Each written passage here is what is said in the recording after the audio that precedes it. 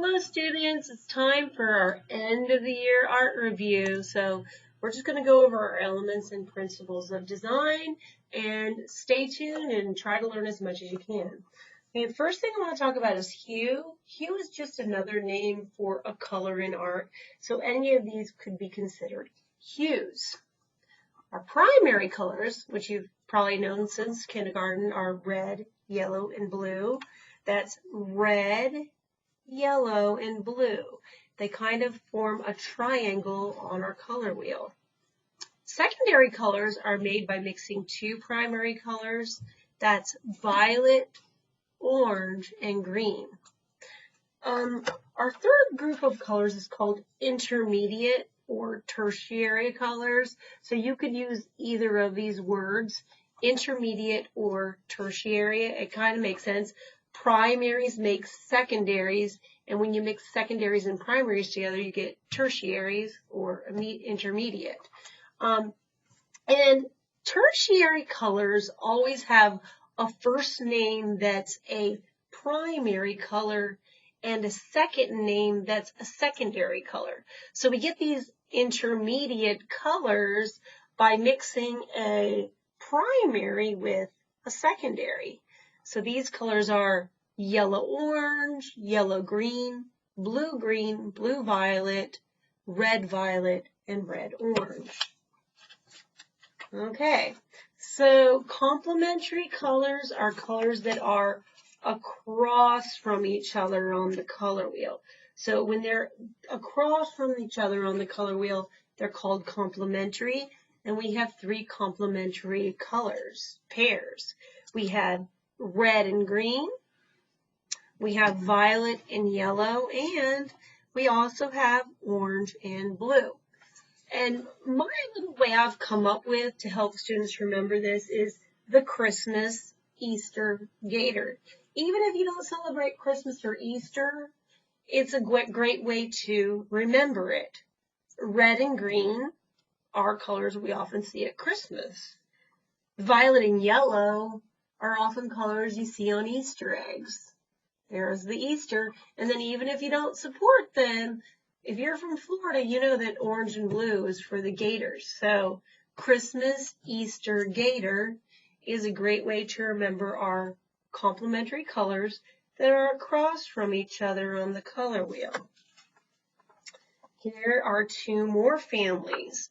The warm colors are our colors of fire and the sun. Those are yellow, orange, and red. And cool colors are calming. That's violet, green, and blue. Moving on to monochromatic.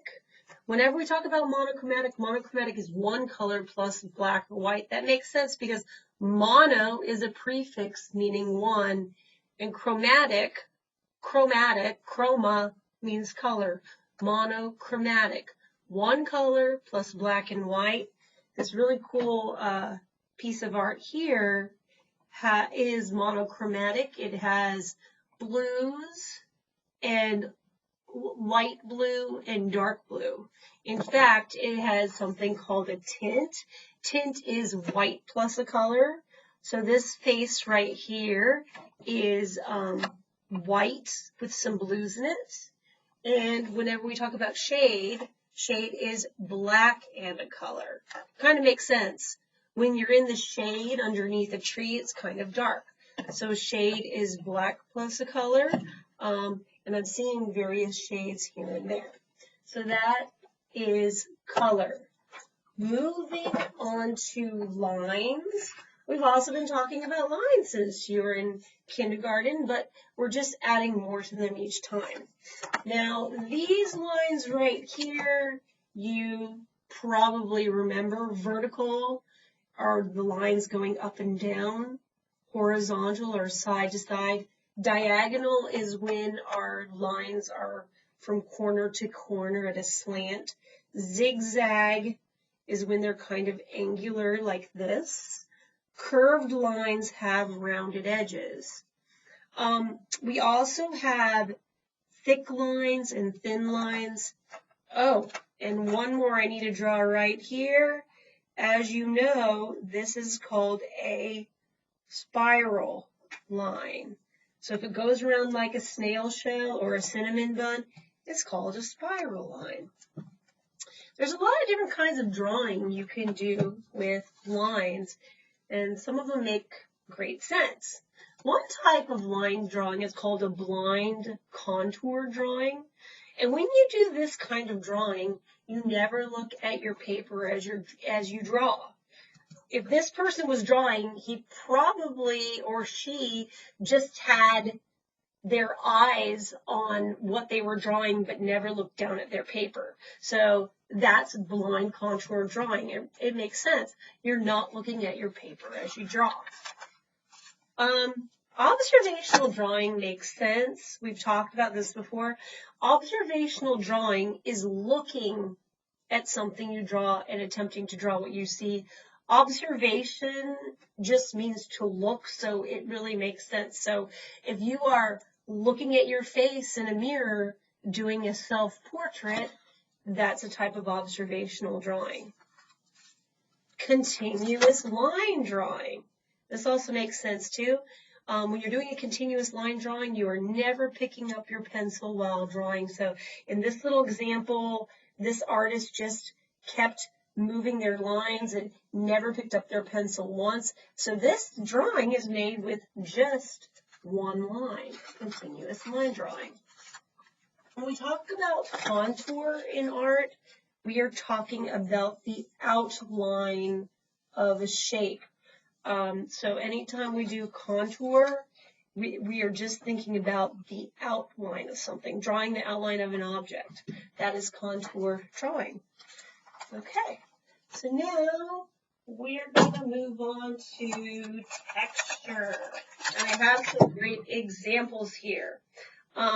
Whenever we're working with tactile texture, good thing about a lot of these art words is they make sense. The word tactile means able to be felt. If you can touch something with your fingers, that is tactile. So with tactile and actual texture, you can actually feel the texture of something. You can feel it with your hands, okay? For instance, I can feel this ball of yarn. It is tactile. It feels soft. This Lego is hard. It's hard. It's actually even a little bit bumpy too. And the shell is also bumpy. So these are all examples of tactile texture. We can actually feel them. Now, this is this tactile texture is the opposite of visual texture. Visual or implied texture is a little trick that artists do. So if you have a visual or implied texture, it looks as if it has texture, but it doesn't feel like anything. So artists will draw or make their art in such a way that it looks as if it has texture. This is actually a print from a lino cut. So this is a printmaking technique. And if I'm looking at the hat of this woman, it looks like it might have a bumpy feel. Her shirt kind of also looks as if it has a texture to it. The background also seems as if it has a texture. So the way that we use lines and colors can give us a visual texture, making it look as if it has a texture, but it doesn't feel like anything. Moving on to the concept of value. Let me get rid of my little spiral there, if you don't mind. Okay, so now we're moving on to our concept of value. Okay, so when we are talking about value, we're talking about something called the value scale. And we've talked about this frequently this year. With the value scale, you have a very dark color, a middle color, and a light color. So this is what a value scale is. Oh, I'm looking at this very interesting photograph, and I'm seeing some dark values here, the background is a light value, and the hand is a middle value. So almost all of our values are represented here. Moving right along, there's ways to create value. One way you can create value is with stippling. Stippling is just by using little dots to create a value change. We also have hatching and cross-hatching. Hatching is when we just have one line going in a certain direction to create a value change. So hatching is just a line going in one direction.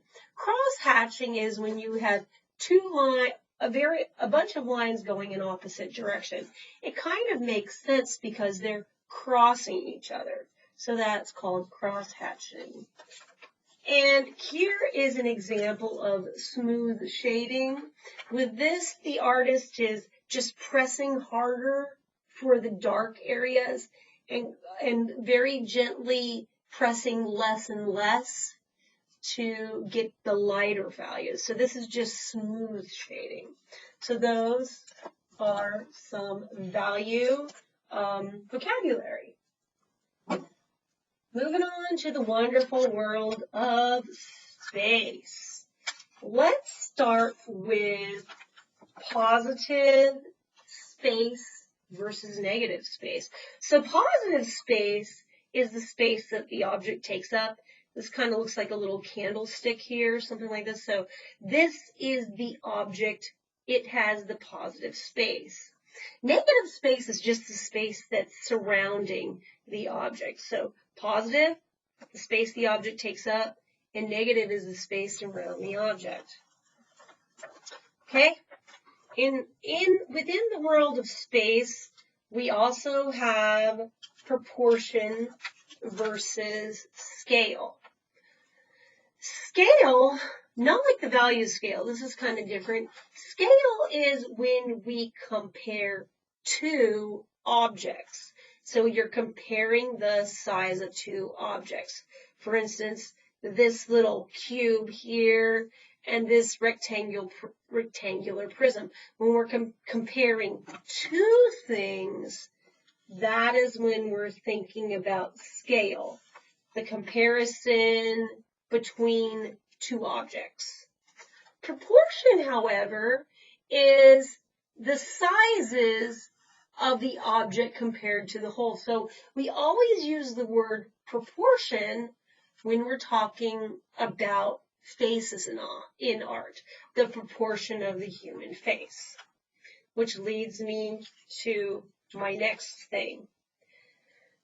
These are realistic proportions of a face, okay? With your face, it is symmetrical. It's the same on both sides, and there's a central axis. On the face, your eyes are located halfway between the top and the bottom. Your nose is halfway between your eyes and your chin, and your mouth is halfway between your nose and your chin. So all humans have these realistic, or most humans have these realistic facial proportions. Now in art, sometimes artists like to use something called exaggerated proportions, okay? So this is definitely not realistic. This face is a little, the features of the face are very small compared to the actual face itself. Same here. This is a piece of art by an artist called Magdalene. We know that people normally don't have necks this long, so the neck is exaggerated or elongated. So that is what exaggeration is with proportion. Moving right along, we have lots of space vocabulary. These are the words that we use when we're talking about a landscape. So these are the words for a landscape. The foreground is lowest on the page. It is closest to you. And objects here are going to be the largest because they're closest to you. The middle ground is a little higher. Usually things get smaller as you get higher. And then in the background, things are smallest, and the background is the highest on the page, and the background is the furthest away. So those are the three parts of a landscape. Okay, so moving right along to some other stuff.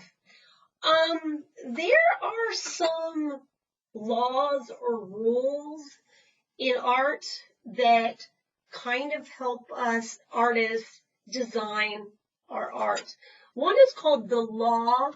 You can also call it the rule of thirds. And basically with the rule of thirds, there's what we have discovered is if you draw two vertical lines and two horizontal lines spaced out in a piece of art, dividing it into 9 sections, what has been discovered is oftentimes if you put a focal point or a center of interest on these dots, it makes for a more dynamic or interesting piece of art. So you could place this horizontally like this or vertically like this. If I'm using the rule of thirds here on this piece of art by James Tissot, my eye immediately is drawn to this little acrobat in the background. There's a little point there. My eye is drawn there. That is a focal point. Same here for this woman. So your eye tends to be drawn to these focal points on the art. So that's what the law of thirds is all about. There's another thing that a lot of artists use to make their art interesting to the viewer, and that's called the golden ratio. This is a mathematically designed ratio. The math behind it was actually created by a mathematician called Fibonacci. And the golden ratio, we see this spiraling pattern all throughout nature, and the spiraling pattern is very pleasing to the eye. You can see this in shells. This is the pattern of hurricanes. Ferns also grow in this shape. So this is the golden ratio. The proportion of this piece to this piece is replicated over and over again. So that is the golden ratio. If you're looking over here at this piece of art, it's the Great Man of Kanagawa, famous piece of art, you can see actually that the wave spirals around. Look, if you look here, it kind of is following the idea of the golden ratio. And basically, the main thing to remember with the golden ratio is that these spirals and this mathematical sequence is very pleasing to the eye, and that's why artists use it in their work. Moving on to horizon, okay? So in art, the horizon line is where the earth and the sky meet. That is the horizon line. In linear perspective, this little dot here is called the vanishing point. So this is where your road will start to disappear. Your vanishing point is on your horizon line. Okay, moving right along. Let's talk a little bit about the concept of balance. In art, we have 3 types of balance. We have radial balance, which you may have remembered we talked about earlier in the year when we made little mandalas. The radial balance is balanced around a central point. So it's all the same, but it's balanced around a central point. That is radial balance. You can see that same balance around a central point here. Also here with the orange and the tire. All of those have radial balance. Symmetrical balance, which you may have remembered from math, is when an object is exactly the same on both sides. Asymmetrical balance is when it's not the same on both sides. So you can see here that this side is not the same as that side. So those are our three types of balance. We have radial balance, symmetrical balance, and asymmetrical balance. Okay. Also talking about balance, we have some different axes. So if we have a vertical axis, there's equal visual weight on both sides. This is a vertical axis. You can see here on this painting by Georgia O'Keeffe that this cow's skull seems to have a vertical axis. It's kind of balanced between each side. The visual weight is on each side. We also have something in art called horizontal axis. So a horizontal axis would go horizontally with the top and the bottom balance. So there's equal weight from the top to the bottom. I was trying to find another example of a horizontal axis, and I found this landscape here where the top and the bottom have an equal visual weight. So that is the horizontal axis. All right, moving on to unity, contrast, focal point, and emphasis. Now, if you were doing my videos in the spring, you probably heard a lot about this, and some of my DVHR students probably remember this too. I use these words pretty frequently. The good thing about all of this art vocabulary, if you think about it, the words actually make sense. Whenever we talk about unity, we're talking about togetherness, things being similar. And with contrast, we're talking about opposites. Now, having unity and some contrast in a single piece of art adds to something called visual interest. It just means the art's more interesting to your viewer. Here is a woodcut, a print by an artist called N.C. Escher. Now, when I'm looking at this, the things that I see that are contrasted, that are opposites, are how he uses black and white together. Those are opposites. So the black and white together are opposites. But thinking about what is similar together or similar, I see he's repeating the geese up here and the fish down there. So that brings together some unity. There's another thing I want to talk about, which is emphasis. Emphasis is where your eye is drawn. And when something is emphasized, it's often the focal point. Focal point is where you look in art. So I came up with this little rhyme, hopefully, that you can remember for emphasis. It goes like this.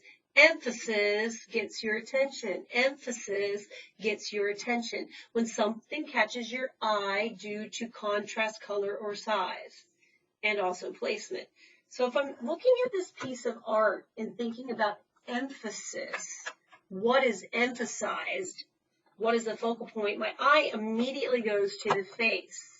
Why? Well, her skin is very light, and that's contrasted with the dark background. So for me, this is a contrast thing. Her face is the focal point. So just remember, when something is emphasized or something that you look at first, it's the focal point of the art. Oh, forgot to tell you one more thing in color. I have a kind of a fun little thing for this. I probably should have explained this to you with color. Saturation or intensity is a word meaning pure color. So if you're taking a color right out of the tube or a brand new paint box, that would be considered saturated. On the other hand, look at this old paint box. The colors in here are not very bright. that is desaturated. When colors get mixed with other colors, they become desaturated, not pure and dull. So just remember, saturated is pure color, desaturated is not pure color. All right. So we're moving on to pattern. And pattern is something we've also been talking about for a while. When you have a regular repeating pattern, it follows the same pattern over and over again. For instance, I'm doing 2 purple, 2 green, 2 purple, 2 green. So this is a repeating or a regular pattern. Now, an irregular pattern is when we kind of like take that pattern concept, but we add a little bit of diversity to it.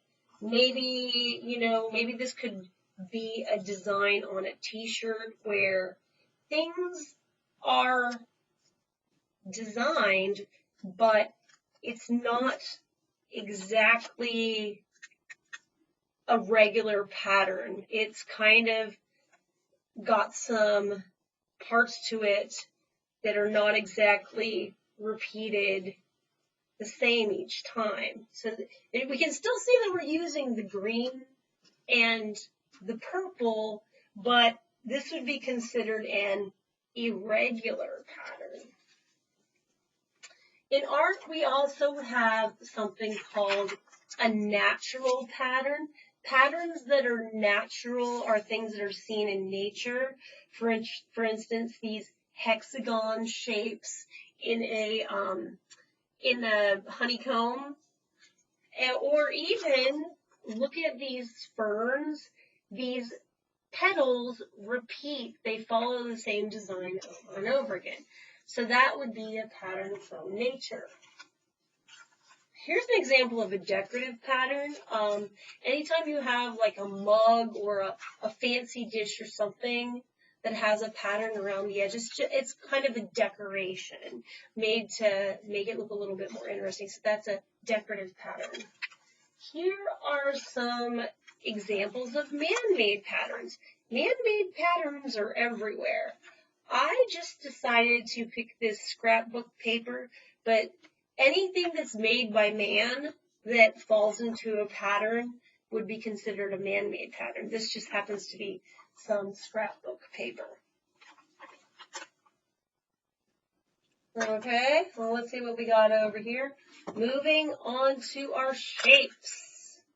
In art, we have 2 groups of shapes. We have our geometric shapes. Geometric shapes are shapes that have names. However, free-form and organic shapes are shapes that are seen in nature. They can have curved lines or straight lines, but these would be considered free-form or organic shapes. One way to determine if it's a free-form or organic shape, if you cannot name the shape, then it's most likely an organic shape. Oh, I've used some organic and geometric shapes here. I have a heart. I can name that. That's a geometric shape. And this heart over here is a geometric shape. But these shapes are organic because they don't have names. Collage is when we cut and glue to make new art. So that's just a media. It's a way, it's a type of art that we do, collage art. So collage is cutting and gluing to make new arts. The last thing that I want to talk to you guys about is critique. Critique is just a way that we make sense of others' art. Critique is when you look at something and make a little bit of a judgment call about it. These steps in critique were created by a guy called Feldman. And in this, we have 4 parts to do a critique. The first part you do is you describe what you're looking at. So in this part, you're not really making any interpretation. You're just asking yourself, what do I see? Who is the artist? what is the title. So we're just kind of absorbing information. The second part of a critique is called analysis. Analysis is when we look at it and think about all that art vocabulary we just talked about and try to think about how the art is organized. Interpretation is when we try to figure out what it's about. We're interpreting it. We're trying to figure out what it means or what the artist is trying to say. Judgment is our last one. This is when you decide whether or not you like the art and why or why not. So let's try that with this piece of art that we were talking about before. So I'm just going to start by describing it. So one thing I'm noticing about this is there's 5 faces.